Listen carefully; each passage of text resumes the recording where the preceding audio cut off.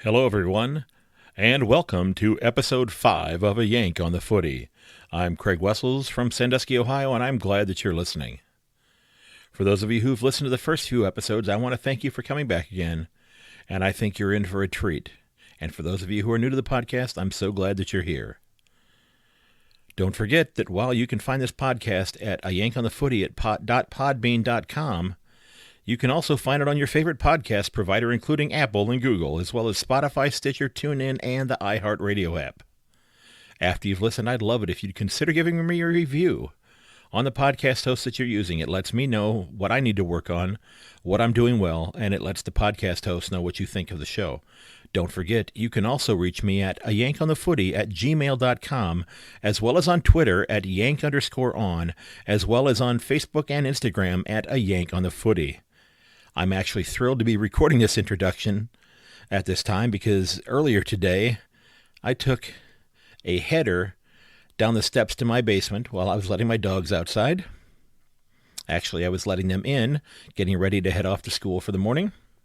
If you don't know, I am a school teacher by trade, and I have 3 steps that go down to the door. The door goes off to the right, and another 7 steps that go down to the basement. I missed the entire 3rd step, hit the landing, took a hard left turn, and went headfirst right down the stairs. And, if you're going to go ahead and go down the stairs, you should try to reduce every possible chance at injury and go face first like I did. Well, let's just say I'm going to be getting some new eyeglasses pretty soon. I really liked that pair. I'd only had them for about 14 months. But you know what? I found my little cheater glasses. I can see now, and the show must go on. I'd like to welcome you to part 2 of my interview with Chris Hickey, a longtime Cat supporter, second cousin of Cats legend Reg Hickey.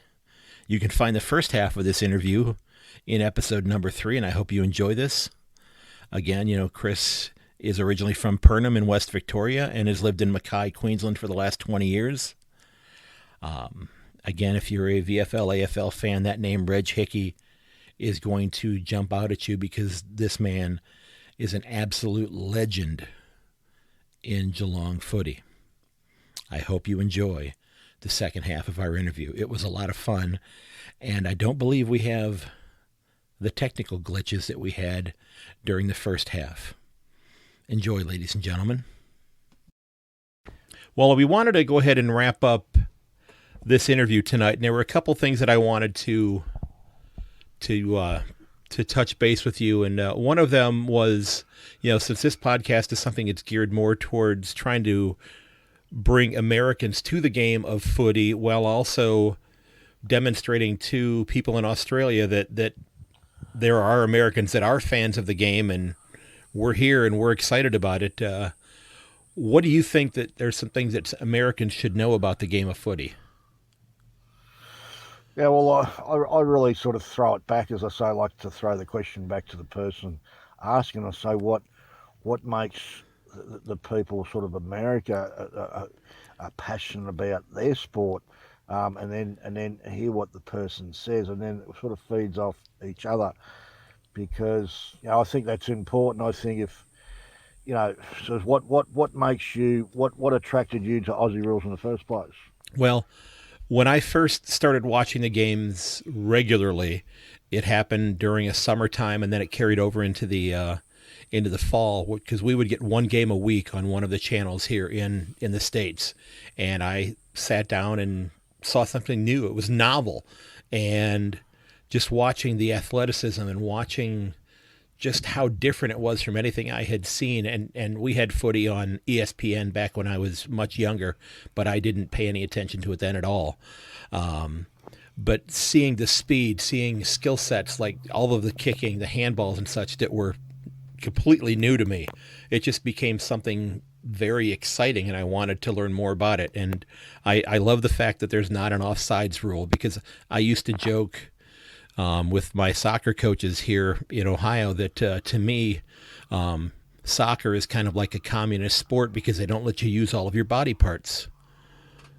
Because you can't use your hands. Communist sport. the old man bloody loved communists. I tell you, anyway, we won't go into that one. We'll leave this where it's going. But it was get too far off the track. Yeah, that's interesting. You know, when you look at AFL, it hits the components a lot of other sports. I think that's what the answer is. It doesn't probably have the physicality of the code up here where I am, but because they tackle in their code, they tackle, they chase, they tackle, they throw. Or pass, they'll call it pass. They do their kick, but that's the one thing they do when they're lining up for goal. But so the components really are Aussie rules. It hits a lot of other athletic sort of when you go looked at it, and it really does. I haven't really looked at the game where you are. I've had a little bit over a long time back, but I haven't really studied it to say this and say that. But I do know, roughly what. I've had a little bit of a look at it. That's a long time ago. But getting back to AFL, it's an athletic game. It hits a lot of things that a lot of sports what you'd go to or play, as you mentioned, soccer. It has that component of soccer.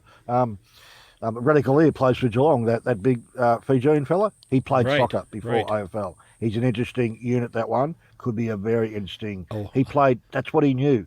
See, watch him. He's one to watch. And look at the size of him. He played soccer. Yeah, he's huge.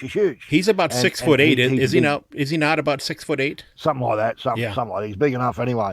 But his athleticism, as they've said when they've watched him, they've spun out a bit and said you can't do that size. So his game has said, I've learnt soccer before this code, so that's interesting. When I hear that, I go, wow, okay, oh, really, yeah.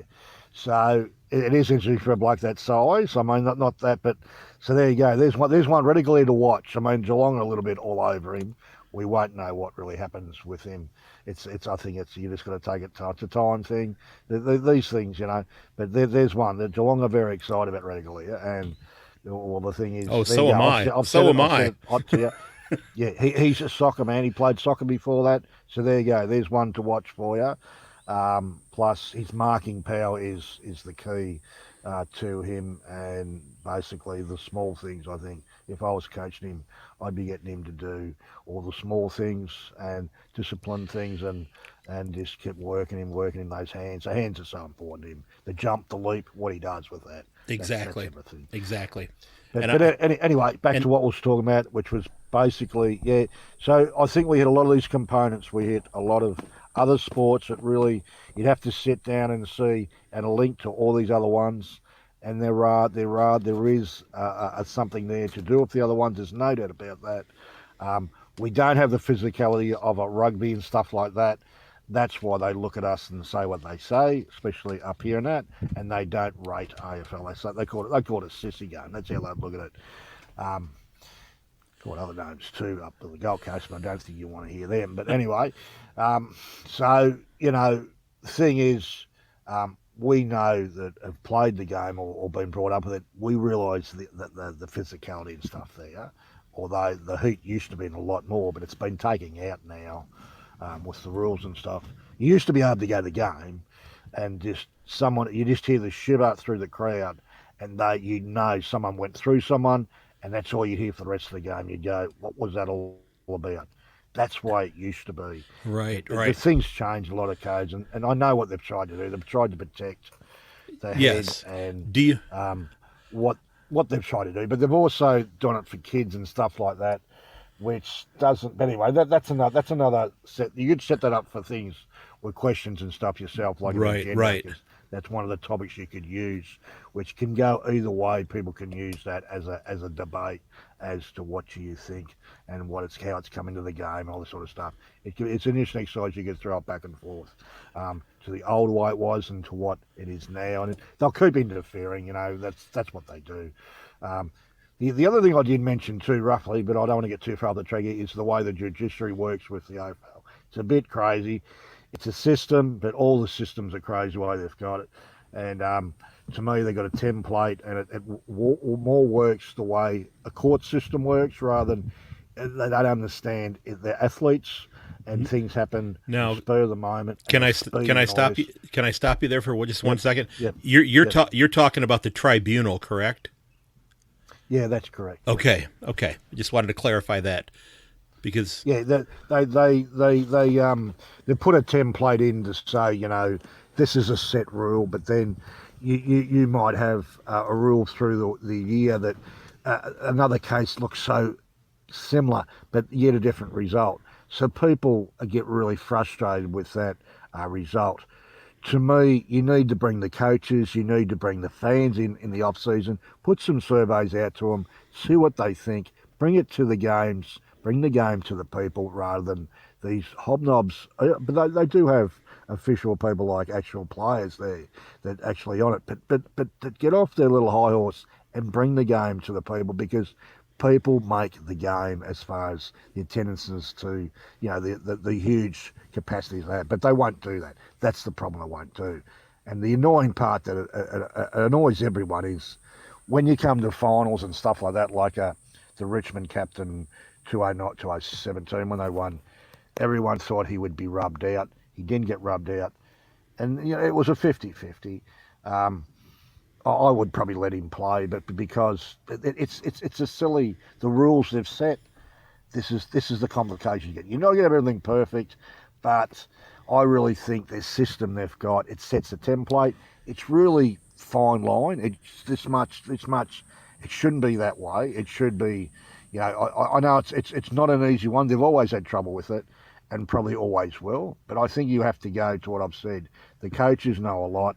They're afraid to give the coaches too much power, but I think you have to work at what works best for the game. But anyway, that's my opinion, how it could best work, and see that they're happy. Get the supporters on surveys through the year, and also the players naturally involved with the coaches too, and that makes sense.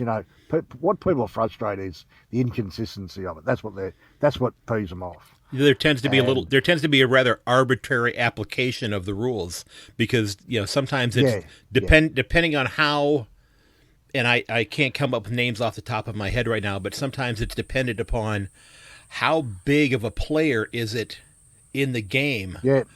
Well, right. we're gonna suspend them for 1 week as opposed to somebody else who may be up for 1 week in the VFL. Geelong, the blokes that have rocked up Danger's rocked up a few times, got rubbed out against Carlton 2 years ago that rubbed him out to get close. He only lost by 6 or a couple of votes to Dusty when Dusty won it, the Brownlow. But he was rubbed out for tackling a bloke that went over to the side, but it looked okay. But because they brought in that tackle to do that, if you swing him hard and hit the ground. But he didn't look to do that. But then people kept on saying, they're close to that I listen to every morning and stuff, and saying, he should be rubbed out because, you can't leave him in, it's the name. So you had all these things saying this, and really Danger's a pretty fair play. He's not and the way the bloke fell, he fell okay. He didn't. It was a big bloke. It was Blake Cruiser for Carlton. It was a ruckman. Right. And he tackled him, but he rolled him, but he didn't smash him into the ground. And he had his arm. He had his arms pinned, if I'm not mistaken. Did he not? Yeah. I think he might. He might have had a little. Yeah. I think you're right. Yeah, I think you're right. He had a bit of that wing. Probably had a bit of a wing tag, which you can't really do. Right. That's dangerous. But he didn't hit. His head sort of hit the ground. He still played on a bit after that, I think. But they rubbed him out, and then he was out of the Brownlow contention. He still only lost by a couple of votes to Dusty, which Dusty had a fantastic year. In 17 he certainly did. One, yes. Yeah. Well, we've had ones over the years. We've had Steve Johnson. We've had Chapman for us rubbed out. The 10th game, I think we're facing against Hawthorn. He didn't play because he got rubbed. We've had ones just on the Geelong side of things. We've had Tommy Hawkins. Tommy Hawkins always gets rubbed out. They got him in for Tommy. Poor Tommy. He gets a bit excited. I think he's not. He's not a aggressive bloke, but he's got caught up with the swing of the hand. That they got him twice for that. Exactly. And they didn't rub all the other blokes out, which was crazy. So we weren't happy about it as Geelong supporter fans. Just because he looked angry. Well, so what? I mean, big deal. But he looked frustrated, more frustrated. Tommy, every time Tommy goes up, he goes. So, Yeah. That's just one. But, Like the guts of it is, overall, it goes on, and yeah, it seems to be a fine line between, but once they set that template, yeah. and then the inconsistency comes, as I said, they don't like it because this bloke comes up and they say, that's exactly the same, but that bloke he gets a different result. And they go, well, what's the go here? So, and this goes on and on and on. And there are some players now that are probably not going to get the benefit of the doubt from the tribunal anymore. The one that jumps to mind to me right now is Toby Green from the Giants. He's somebody that a lot of people are starting to think of as just quite frankly a dirty player. Yeah, you're right. You're right. You're right. I stood up for him in that grand final. Not stood up for him playing, but a lot of people got off on the side on Twitter and ripped, even put it on Geelong Mayhem about, he's a grub and all this stuff. And the Geelong one said, we don't want to talk about that. And I sort of stood up for him to say, basically just, let's.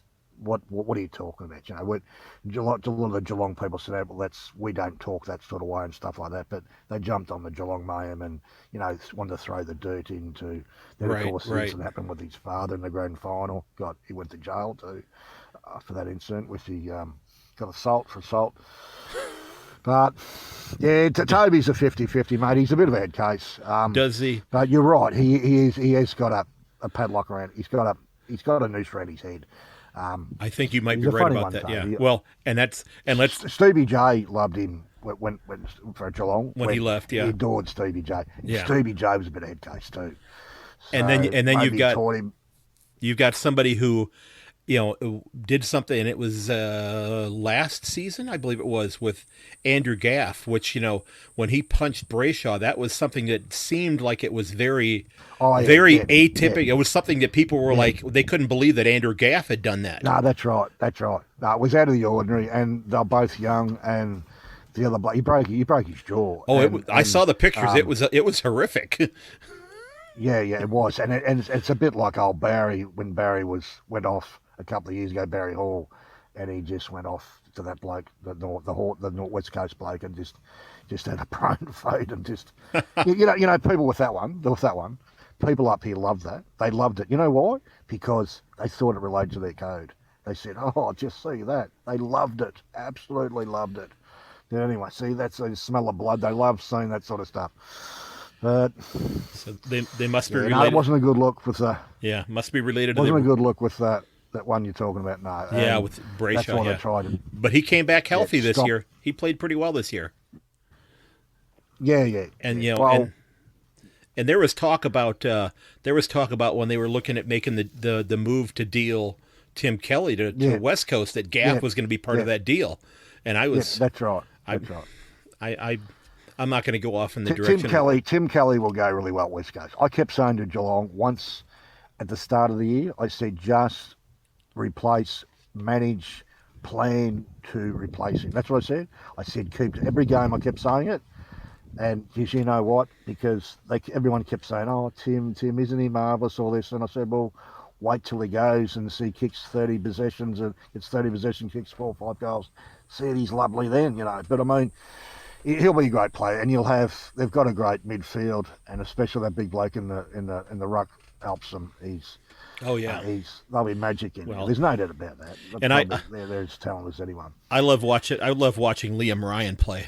He's kind of like a really young Eddie Betts. Yeah, he's good, but if I was a defender, I wouldn't let him jump. Don't let him jump. Watch him. Don't let him move. I think you have to have a leg rope or something on him, Craig. But don't let him move. You've got to be able to keep. You've got to be able to keep up with him, though. I know he's quick and he jumps around too. That's. But you got to push him off. You got to get him away. You got to give him a hip or give him something. Got to upset him a bit. Got to have a bit of a mongrel player that can just upset him a bit, because if you let him play, he'll just jump all over you. And he'll just keep. That's what those Indigenous boys do. That's why they're Indigenous boys. But he's good to watch. But you don't let him do that. You don't let him jump. And you'll be looking around both ways when you're playing on him. You'll be looking, where is he? Where is he now? Where's he? Is he behind me? In front of me? Or what? Don't let him be behind you, because he'll be all over on top of your head. So that's what you got to deal with. But you just got to deal with what you got with those sort of blokes. That's why they're Indigenous boys, and that's why they're so good. That's why they're so talented. Right, Yeah. right. Well, let me get to my final question that I had for you, and that was, what does it mean to you to be a Cats fan? Yeah, well, basically, being a Cats fan is I do actually love Geelong Football Club.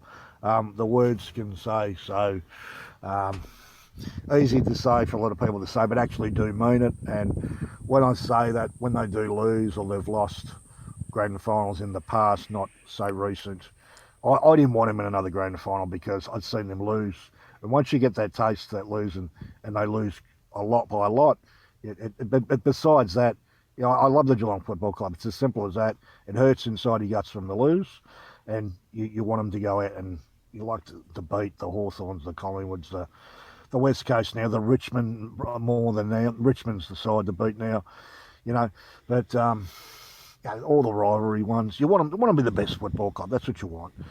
But it means a lot to me, and it does. It does mean a lot to me. The journey with them, ever since I was Needle Grasshopper, finding along the road who Reg was, and still fascinated with how good this bloke was. Still fascinates me, and still would like to give him as much.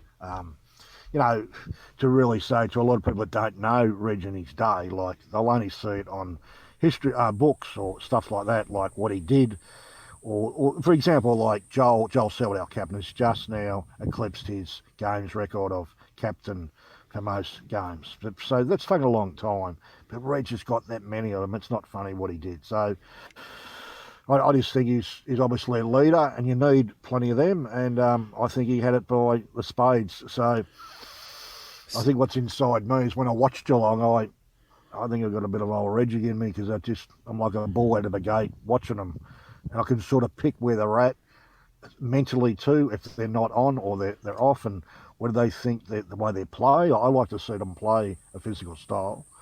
I have many thoughts, I suppose, like a lot do. Always will. But I find if they play the way I want to play them, they'll win every time. But that's the catch-22. And what I'd say to someone like Chris Scott, that doesn't follow social media much, he doesn't follow at all, you can't go wrong if you follow the Geelong Mayhem, because it's pretty fair on that. If he doesn't follow social media, get him to have a look at that, because I think we need a coach that needs to jump in, at least listen to or see what social media some people, and we're all on the same side on that one. You're going to have different views and stuff about players and stuff, but I'd like our coach to at least stick his head in and say, what are they talking about? I think he might be surprised what they do say, and that. The other thing is, I find it quite inconsistent and rude to say that we know this and we know that, and then if you make yourself make the wrong decisions, or you won't admit them, or you don't win, you got to expect a lot of. You're the man. You got to take the responsibility. If that was Reg would put himself on the line and he'd go off what he reckoned, and that's the way to go. And okay. I put that same to him or anyone's coach. So okay. I don't think that's harsh. I think that's been straight up. But anyway, that seems pretty straight up. There. Yeah. Well, I'll tell you what. That's what I say. Reg would be a straight up bloke, and that's the sort of bloke I think people would have liked about him. He'd be like, his word is his word. If I say this, I read in a game where he changed 3 things around in the match of 3 positions, and it turned around. And I'd love to see that stuff happen now, because I appreciate people that take and change things around to what they think, or bring a side up how they want to do it. You have that many people in the coach's box now. It's not funny. Oh, it's amazing how many people are up there. Well, it's the way it used to be, Craig. I have a big thing about the midfield. I'm fanatical on the midfield, and a ruckman. A good ruckman breeds a great midfield. I seen watched or listened to a lot of their midfield in 2007, 2009, and of course the oldies did it in 2011. But I'm fanatical on winning that ball out of the centre. And I think with the new rule that come in, they still haven't the competition haven't fully eclipsed on the new rule how to cash in with it. You've got the 666 to go through it. Yeah. Okay. They should be cashing in big time with that. They're not, but that's what I see. they should be absolutely smashing with that rule. And it's a wonder they haven't. That amazes me. But I've always been a big one in the midfield. When I played in primary school, I knew what to do in the midfield. It just was there. My brain was telling me what to do, and I'm still fanatical on it. And I believe if you have a great midfield, you can work your back, you can work your front, you can work the other two, but you need to have that ball coming out of the centre, and it's just so important. I can't put enough emphasis on it, really. It drives me absolutely nuts. I looked at Geelong and I said it's their only weakness. I mean, they have the dangers that you go through they got in there for midfielders, but we haven't had a good ruckman. They don't understand what a good ruckman can do to bring your midfield into the play and what he can do. Like, we've had a legend ruckman, I'm not talking about before, Polly Farmer, did it things differently with a handball and stuff like that. Yes. Now, he was complete. No, he's a one-off for that one. But we did have a bloke that was okay, Ottens, that was a reject from Richmond, that competed, but he was big. He put in, what they don't understand, Craig, and that's not, and I've seen this in on Geelong moment, I've tried to tell them on that, and I've found that they'll just get shot down. They don't understand that what a ruckman can do, palming it down, and what he can do if he does his job around the ground, if he wins his battle, and he's a winner in himself, he's worth gold, man, because he brings those other midfielders into the game. If you can win your percentages out of the midfield, there's the game. There's the game. All you have to do then is kick more than the others, or it's not too hard to work out what you need to do to your back line. But I, for the life of me, will keep saying it and saying it and saying it, and they still won't get it. And I kept saying it last year when they started winning all their games, and I kept saying it on Twitter, and I'd challenge the coaches, because I could see they could be so much a better side if you win at the midfield. And it showed our statistics where we've been poor, and people start to say it, on the Geelong Mayhem, that they need a ruckman. We still might get by. And I've looked at that side seriously, and I've said they still don't get it. They still don't get it. I'm not a big fan of our midfield coach either, why he's been there for that period of time, though. But so I don't have to get caught up too much on that. But okay. I am really huge on the midfield, and I can't emphasise enough. And people don't understand what that does to a game and your chances of winning and losing. They don't understand it. Unless you have, like, we had a great side 207, they were like a machine in there. And one of the things Bomber Thompson said, that was our coach, he kept saying, you have to win out of the middle. So he had the coach aboard. And to me, that's everything. Chris Scott doesn't think like that. But I don't want to get caught up in saying Chris Scott, all this sort of stuff. I just stick with what, in any side, you have to have that midfield is huge. If you're going to win a premiership, it's got to be powerful, it's got to be strong, and if you got to kick the goal, so you got to get it down there. Simple as that. It's as simple as that. The game isn't that complicated. And here's to hoping that that Jack Stevens can step in and maybe not replace, but try to help to lessen the loss of Tim Kelly. He's explosive. He's a match winner on his own. He's got his problems off field. I said when they started knocking him, the fans that to come to Geelong, I said, give him a go.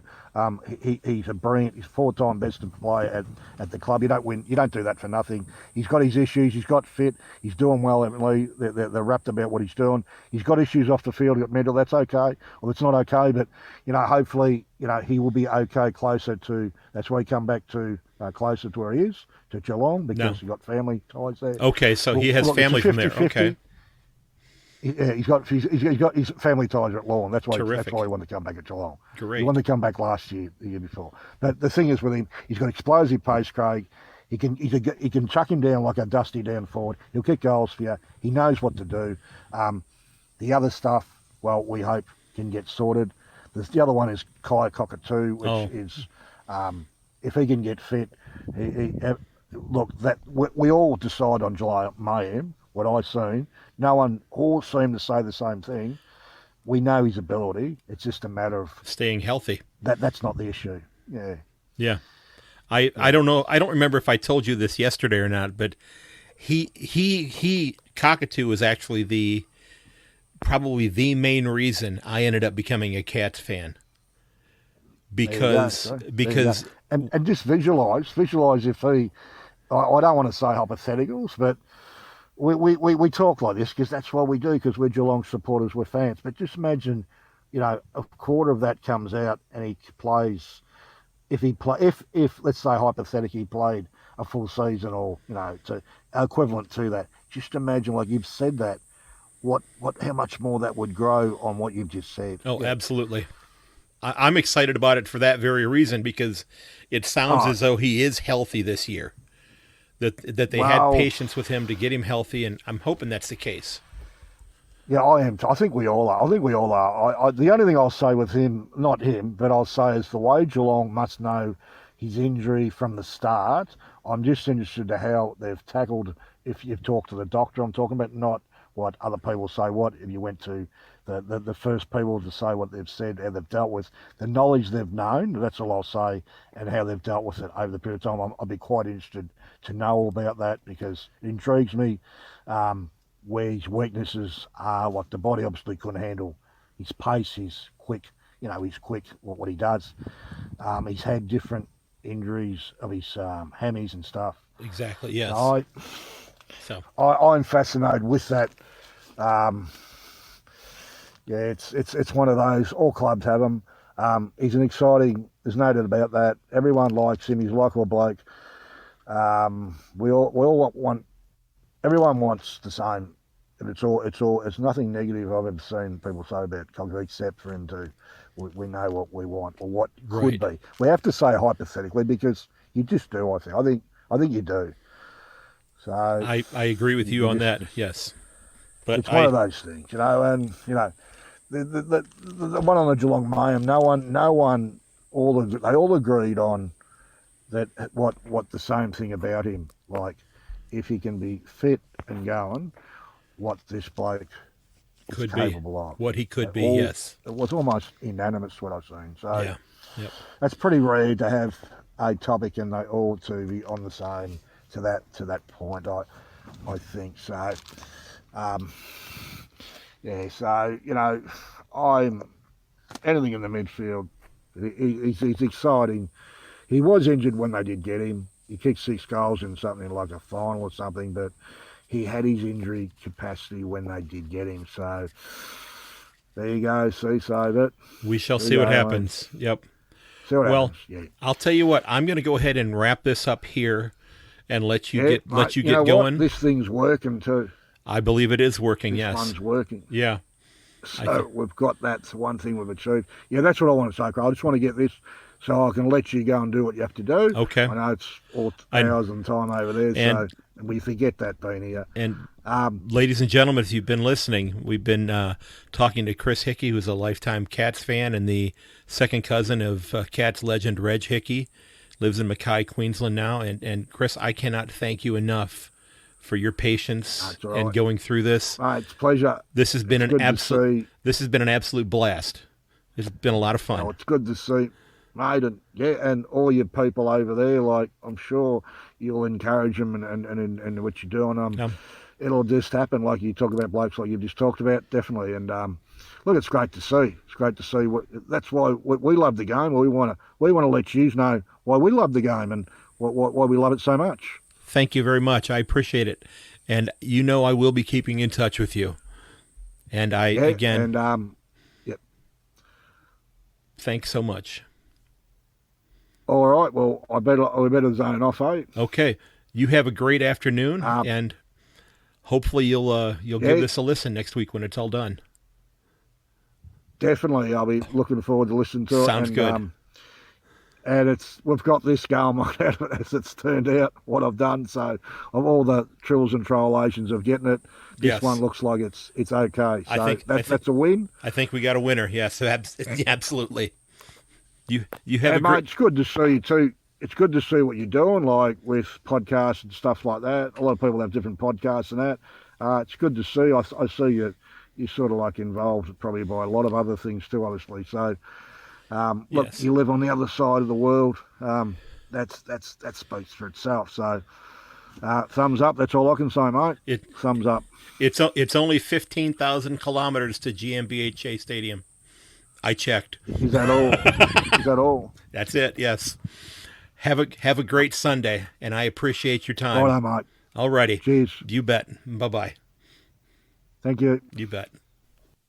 Ladies and gentlemen, this has been part 2 of my 2-part interview with Chris Hickey. I'd like to thank Chris for taking time out of his schedule to share his views and stories. This interview was so much fun. Don't forget that you can find all of my episodes of this podcast at ayankonthefooty.podbean.com, and you can also find it on your favorite podcast provider, including Apple and Google, as well as Spotify, Stitcher, TuneIn, and the iHeart Radio app. Now that you've listened, I would love it if you'd consider giving me a review on the podcast host that you're using. It lets me know what I need to work on, what I'm doing well, and it lets the podcast host know what you think of their show that they're hosting. Don't forget that you can also reach me at ayankonthefooty@gmail.com and on Twitter at @yank_on. You can also find me on Facebook and Instagram at @ayankonthefooty. I want to make sure also that I thank Mr. Joseph McDade for the use of 2 of his great pieces of music.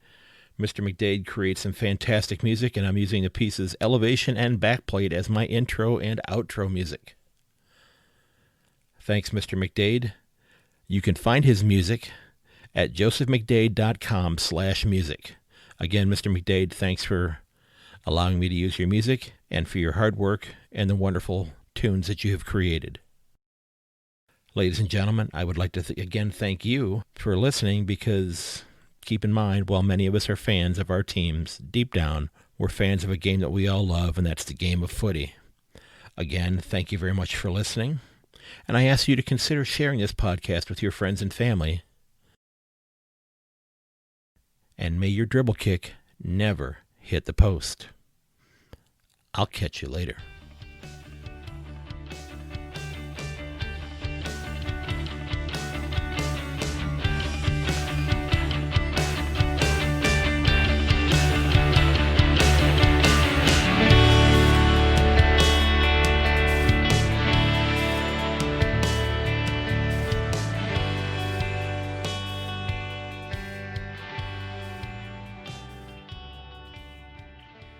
This has been episode 5 of A Yank on the Footy. Don't forget again that you can reach me at yank_on or at ayankonthefooty@gmail.com. You can also find me on Instagram and Facebook at A Yank on the Footy. Again, thanks for listening, and I hope you come back again. Goodbye.